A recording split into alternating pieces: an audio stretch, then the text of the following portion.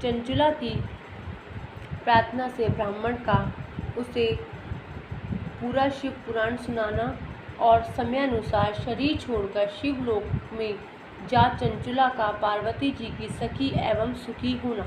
ब्राह्मण बोले, नारी, सौभाग्य की बात है कि भगवान शंकर की कृपा से शिव पुराण की इस वैराग्य युक्त कथा को सुनकर तुम्हें समय पर चेत हो गया है। ब्राह्मण पत्नी, तुम डरो मत, भगवान शिव की शरण में जाओ। शिव की कृपा से सारा पाप तत्काल नष्ट हो जाता है। मैं तुमसे भगवान शिव की कीर्तिक कथा से युक्त उस परम वस्तु का वर्णन करूँगा जिससे तुम्हें सदा सुख देने वाली उत्तम गति प्राप्त होगी। शिव की उत्तम कथा सुनने से ही तुम्हारी बुद्धि इस तरह पश्चाताप से युक्त एवं शुद्ध हो गई है, साथ ही तुम्हारे मन में विषयों के प्रति वैराग्य हो गया है। पश्चाताप ही पाप करने वाले पापियों के लिए सबसे बड़ा प्रायश्चित है। सत्पुरुषों ने सबके लिए पश्चाताप को ही समस्त पापों का शोधक बताया है। पश्चाताप से ही पापों की शुद्धि होती है। जो पश्चाताप करता है वही वास्तव में पापों का प्रायश्चित करता है, क्योंकि सत्पुरुषों ने समस्त पापों की शुद्धि के लिए जैसे प्रायश्चित का उपदेश किया है वह सब पश्चाताप से संपन्न हो जाता है। जो पुरुष विधि पूर्वक प्रायश्चित करके निर्भय हो जाता है पर अपने कुकर्म के लिए पश्चाताप नहीं करता, उसे प्राय उत्तम गति नहीं प्राप्त होती, परंतु जिसे अपने कुकृत्य पर हार्दिक पश्चाताप होता है वह अवश्य उत्तम गति का भागी होता है, इसमें संशय नहीं। इस शिव पुराण की कथा सुनने से जैसी चित्त शुद्धि होती है वैसे दूसरे उपायों से नहीं होती। जैसे दर्पण साफ करने पर निर्मल हो जाता है, उसी प्रकार इस शिव पुराण की कथा से चित्त अत्यंत शुद्ध हो जाता है, इसमें संशय नहीं है। मनुष्यों के शुद्ध चित्त में जगदम्बा पार्वती सहित भगवान शिव विराजमान रहते हैं। इससे वह विशुद्ध आत्मा पुरुष श्री सांब सदाशिव के पद को प्राप्त होता है। इस उत्तम कथा का श्रवण समस्त मनुष्यों के लिए कल्याण का बीज है, अतः यथोचित मार्ग से इसकी आराधना अथवा सेवा करनी चाहिए। यह भवबंधन रूपी रोग का नाश करने वाली है।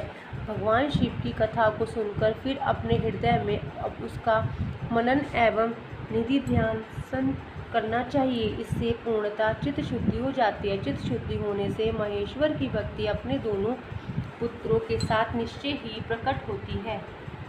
तत्पश्चात महेश्वर के अनुग्रह से दिव्य मुक्ति प्राप्त होती है, इसमें संशय नहीं है। जो मुक्ति से वंचित है उसे पशु समझना चाहिए, क्योंकि उसका चित्त माया के बंधन में आसक्त है, वह निश्चय ही संसार बंधन से मुक्त नहीं हो पाता। ब्राह्मण पत्नी, इसलिए तुम विषयों से मन को हटा लो और भक्ति भाव से भगवान शंकर की इस परम पावन कथा को सुनो। परमात्मा शंकर की इस कथा को सुनने से तुम्हारे चित्त की शुद्धि होगी और इससे तुम्हें मोक्ष की प्राप्ति हो जाएगी। जो निर्मल चित्त से भगवान शिव के चरणारविंदों का चिंतन करता है उसकी एक ही जन्म में मुक्ति हो जाती है, यह मैं तुमसे सत्य सत्य कहता हूँ।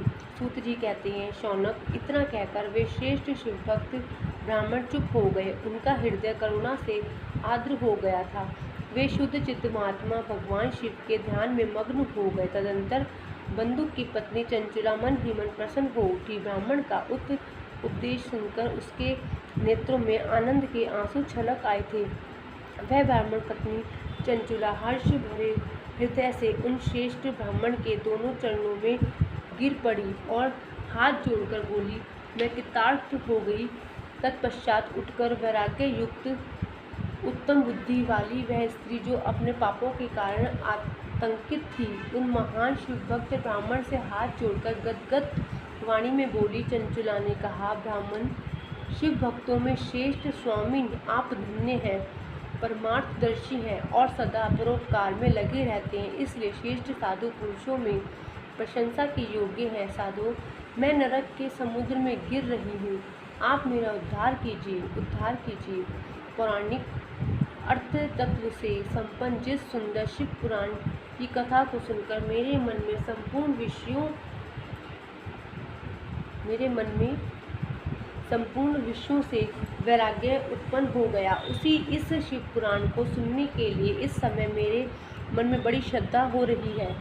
सूत जी कहते हैं, ऐसा कहकर हाथ जोड़कर उनका अनुग्रह पाकर चंचुला उस शिव पुराण की कथा को सुनने की इच्छा में मन में लिए उन ब्राह्मण देवता की सेवा में तत्पर वहाँ रहने लगी। तदंतर शिव भक्त में श्रेष्ठ और शुद्ध बुद्धि वाले उन ब्राह्मण देवन उसी स्थान पर स्त्री को शिव पुराण की उत्तम कथा सुनाई। इस प्रकार उस गोकर्ण नामक महाक्षेत्र में उन्हीं श्रेष्ठ ब्राह्मण से उसने शिव पुराण की वह परम उत्तम कथा सुनी, जो भक्ति, ज्ञान और वैराग्य की बढ़ाने वाली तथा मुक्ति देने वाली है। उस परम उत्तम कथा को सुनकर वह ब्राह्मण पत्नी अत्यंत कृतार्थ हो गई।